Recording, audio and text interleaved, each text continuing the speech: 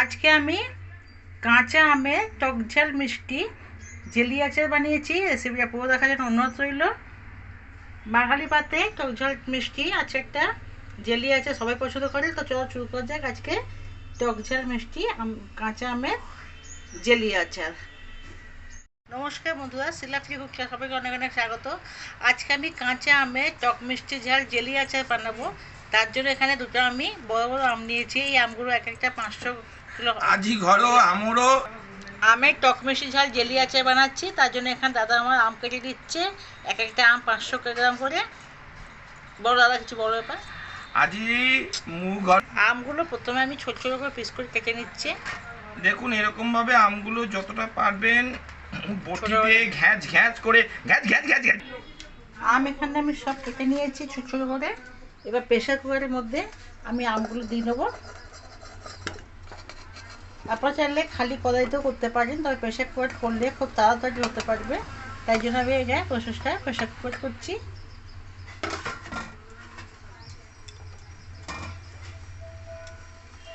দেব এতে সামান্য জল, বেশি জল দেবো না, সামান্য জল দিলাম। এরপর এতে আমি দিয়ে দিলাম পরিমাণ মতন লবণ। দেব এর মধ্যে লঙ্কার গুঁড়ো, ঝালটা অবশ্যই নিজেদের পছন্দ অনুযায়ী দেবেন। দেবো অল্প একটু হলুদ।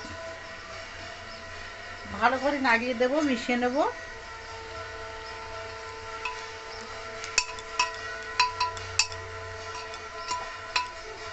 ভালো করে মিশিয়ে নিয়ে এটা আমি দুটো সিটি দিয়ে দেবো। আম সেদ্ধ হতে হতে এখানে আমি একটা মশলা বানাবো। দিলাম শুকনো লঙ্কা, 1 চামচ জিরে, 1 চামচ মৌরি, 1 চামচ সর্ষে, অল্প একটু মেথি। মেথি বেশি তেতো হয়ে যাবে তাই অল্প দিয়েছি। এটাকে এবার ড্রাই রোস্ট করে নেবো।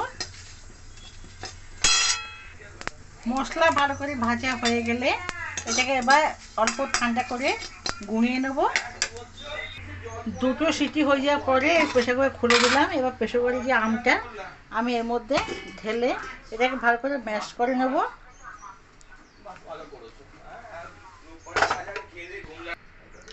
আমটা ঢেলে নেওয়ার পরে ভালো করে এই হাতা দিয়ে আমি এরকম করে মিশিয়ে নেব আমটা ভালো করে। তার মাঝে এই মশলাটা গুঁড়িয়ে নেব। এরপর কড়াই বসিয়ে নিলাম, কড়াইতে দিয়ে দিলাম গুড়।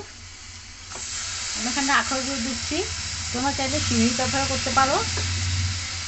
আর তার সাথে আমি দিয়ে দিচ্ছি এই যে আমটা রেখেছিলাম, এই আমটাও দিয়ে দিচ্ছি।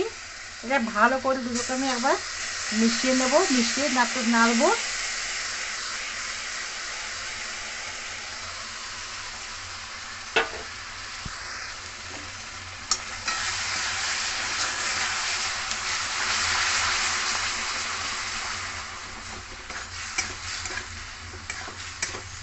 ভালো করে মিশিয়ে এটাকে আমি নাড়বো।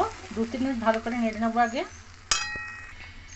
5 মিনিট ভালো করে নেড়েচা করে করার পরে এই যে মশলাটা আমি করেছিলাম, ভাজা মশলাটা, সেটা দিয়ে দেবো। ভালো করে মিশিয়ে নেব। তৈরি হয়ে গেল এখানে আমার কাঁচা আমের টকঝাল মিষ্টি জেলি আচার। এটাকে কোনো এয়ারটাইট কন্টেনারে তোমরা টাইট করে ঠান্ডা হয়ে যাওয়ার পরে রেখে দিতে পারো। 6 মাস থেকে 1 বছর খুবই ভালোই থাকবে এটা। আর বাঙালি পাতে চাটনি অবশ্যই খুব ভালো লাগে, সবার ভালো লাগে। এমন কেউ বাঙালি নেই যে বলবে বাঙালি পাতে চাটনি দরকার নেই শেষ পাতে। তৈরি হয়ে গেল এখানে টকঝাল মিষ্টি জেলি আচার। কেমন হয়েছে রেসিপিটা অবশ্যই জানাবে। ভালো লাগে লাইক করবে, আর নিত্য নতুন রেসিপি আপডেট পাওয়ার জন্য চ্যানেলটিকে সাবস্ক্রাইব করে দেবে। ভালো থাকবে, সুস্থ থাকবে, কাকা দেখা হয়ে যাবে। ধন্যবাদ।